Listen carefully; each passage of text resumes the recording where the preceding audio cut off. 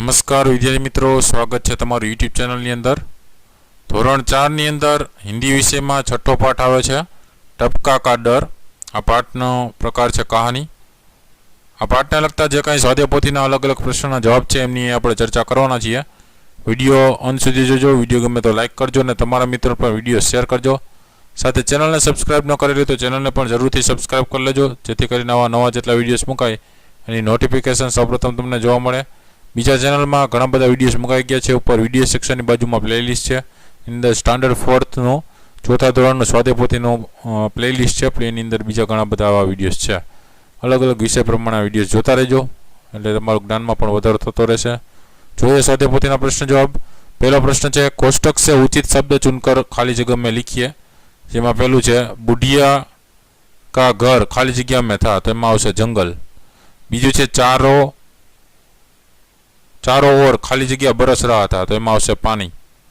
तीजू है खाली जगह का घर टपकने लगा, तो एमां आवशे बुढ़िया। चौथुं है थोड़ी देर में बेर बराबर खाली जगह पड़ने लगे, तो ओले।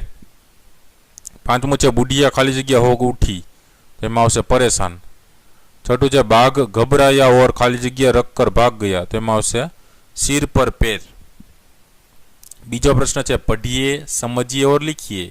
पहलू है झुंझला उठना मतलब क्रोधित होना, तो झुंझला उठना मतलब क्रोधित होना यहाँ लिखना है।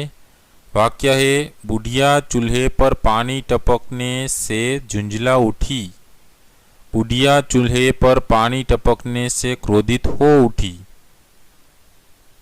बीजू है सिर पर पैर रखकर भागना मतलब तेज गति से भागना। वाक्य है बाघ टपके से डर कर सिर पर पैर रखकर भाग गया, बाघ टपके से डर कर तेज गति से भाग गया। तो आज वाक्य लखेला है सारा अक्षर नीचे लखवाना है। तीजो प्रश्न है सही वाक्यांश चुनकर लिखिए। जेमा पहलू है जंगल में बुढ़िया का घर भीग रहा था क्योंकि, तेना जवाब में आवशे क ऑप्शन बरसात का दिन था। बीजो है बुढ़िया का घर टपकने लगा क्योंकि, एना जवाब में ब ऑप्शन आवशे छप्पर ठीक नहीं था। तीजो प्रश्न है एमां बाघ बुढ़िया के घर के पास पहुंचा उस समय बुढ़िया खाली जगह, उस समय बुढ़िया चावल पका रही थी, तो एना जवाब में क ऑप्शन आवशे। चौथुं है बाघ घबरा कर भाग गया क्योंकि, एना जवाब में आवशे ब ऑप्शन। बुढ़िया ने कहा था वह बाघ से नहीं टपका से डरती है। चौथा प्रश्न अ है सही विधान के सामने राइट की चिन्ह और गलत विधान के सामने रोंग का चिन्ह कीजिए। पहला है बुढ़िया चावल पका रही थी, एना जवाब में आवशे साचुं। बीजू ओलो की मार से बुढ़िया परेशान हो उठी थी, एना जवाब में खोटू। तीजू है मटके पर पानी टपक रहा था, एना जवाब में आवशे खोटू। चौथुं है कूदते फांदते बाघ बुढ़िया के घर के पास पहुंचा, एना जवाब में आवशे साचुं। पांचमું है बाघ बुढ़िया से डर कर भाग गया, एना जवाब में आवशे खोटू।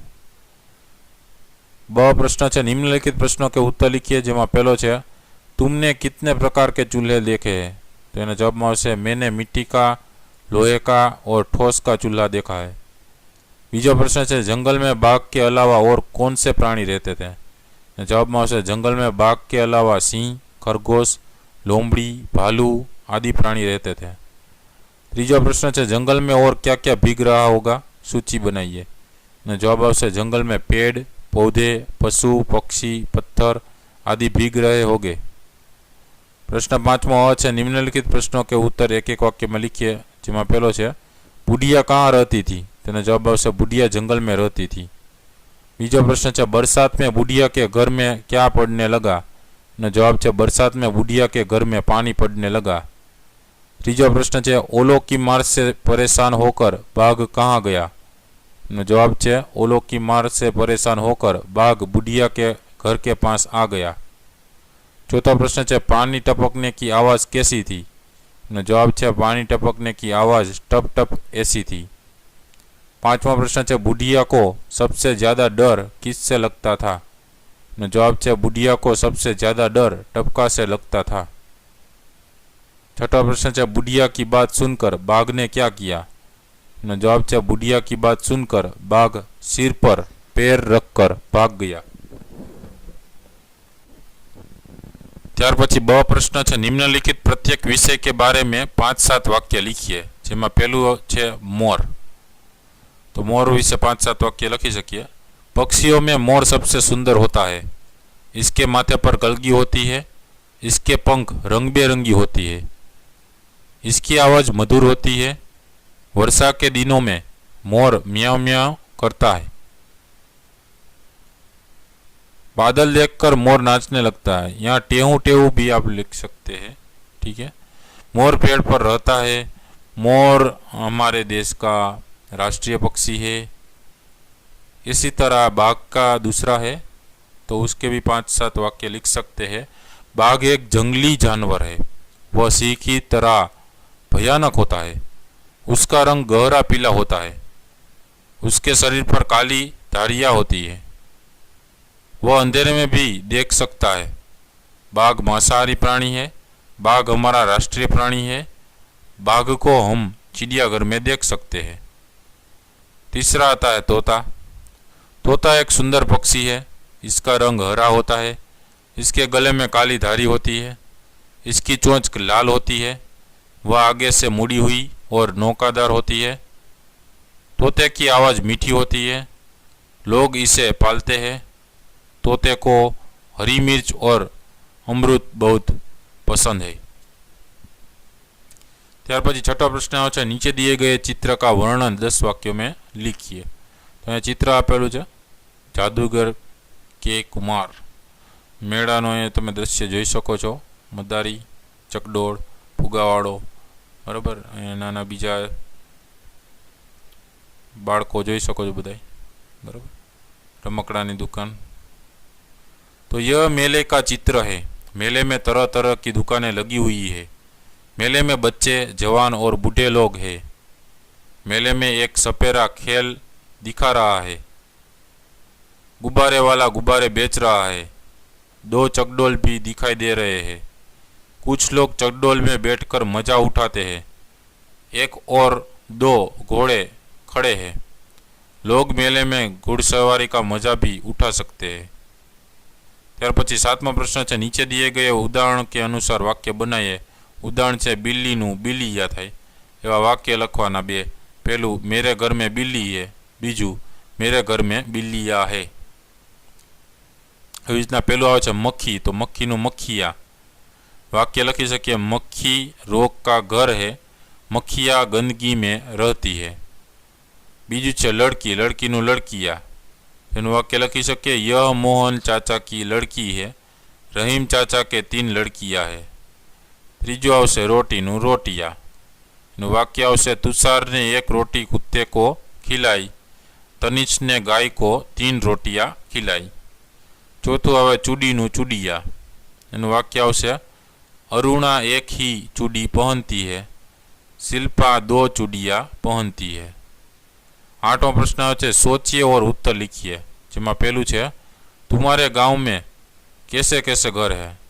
नो जवाब आवશે, मेरे गांव में मिट्टी के, सीमेंट के और झोपड़ी जैसे घर है। बीजो प्रश्न है, तुम्हारा घर किन किन चीज़ों से बना है। नो जवाब है, मेरा घर मिट्टी, पत्थर, सीमेंट आदि से बना है। तीजो प्रश्न है, छप्पर किन किन चीज़ों से बनता है। नो जवाब आवશે, छप्पर घास, फूस, खपरेल और लकड़ियों से बना है। चौथा प्रश्न है, बरसात के मौसम में क्या क्या होता है। जवाब है, बरसात के मौसम में बिजली चमकती है, बादल गरजते हैं, बारिश होती है। 5वां प्रश्न है, ओले पड़ने पर तुम क्या करते हो। जवाब आवશે, ओले पड़ने पर हम उन्हें झेलते हैं, खाते हैं और उनसे खेलते हैं। 6वां प्रश्न है, ओले पड़ने पर क्या नुकसान होता है। जवाब है, ओले पड़ने पर कच्चे घरों को और फसल को नुकसान होता है। 7वां प्रश्न है, बुढ़िया मन ही मन क्यों झुंझला रही है। जवाब है, चूल्हे पर पानी टपकने से बुढ़िया मन ही मन झुंझला रही थी। 8वां प्रश्न है, बाघ सिर पर पैर रखकर क्यों भाग गया। जवाब है, बुढ़िया ने कहा, मैं बाघ से नहीं डरती मगर टपका से डरती हूँ। वह सुनकर बाघ ने सोचा कि टपका जरूर मुझसे बड़ा जानवर होगा। यह सोचकर बाघ सिर पर पैर रखकर भाग गया। 9वां प्रश्न है, नीचे दिए गए चित्रों के आधार पर कहानी लिखिए। तो पहला चित्रनी अंदर તમે ઉંદર અને સિંહનું ચિત્ર જોઈ શકો છો। ઉંદરને પકડી લે છે, પછી ઉંદર છે એ ભાગે છે અને એને જ્યારે પૂરાઈ જાય છે ત્યારે ઉંદર એને પાછો છોડાવે છે અને એ ઉંદરનો મિત્ર બની જાય છે। તો એને वार्ता स्वरूपे જોઈએ। किसी जंगल में एक शेर रहता था। एक दिन वह सो रहा था। उस समय एक चूहा अपने बिल से निकला। वह शेर के शरीर पर दौड़ने लगा। इससे शेर की नींद टूट गई। उसे बहुत गुस्सा आया। उसने चूहे को पकड़ लिया। चूहे ने शेर से कहा, कृपया आप मुझे छोड़ दीजिए, कभी मैं आपके काम आऊँगा। शेर ने हंसकर चूहे को छोड़ दिया। कुछ दिन बाद शेर एक शिकारी के जाल में फंस गया। चूहे ने शेर को जाल में फंसा हुआ देखा। उसने जाल को कुतर डाला। शेर जाल से मुक्त हो गया। शेर ने चूहे का आभार माना। कभी छोटे प्राणी भी हमारी बहुत मदद करते हैं। तो विद्यार्थी मित्रों, आ था आ पाठने लगता जे कई अलग अलग प्रश्नों जवाबों। विडियो गम्यो हो तो लाइक करजो ने तमारा मित्रों पण विडियो शेर करजो। साथे चेनल ने सब्सक्राइब न करेली तो चेनल ने पण जरूरथी तमे सब्सक्राइब कर लेजो, एटले नवा नवा जेटला विडियोस मूके ने एनी नोटिफिकेशन मळी रहे। नवा नवा विडियो साथे फरी पाछा मळीशुं, त्यां सुधी तमारी काळजी राखजो। Thank you very much and take care.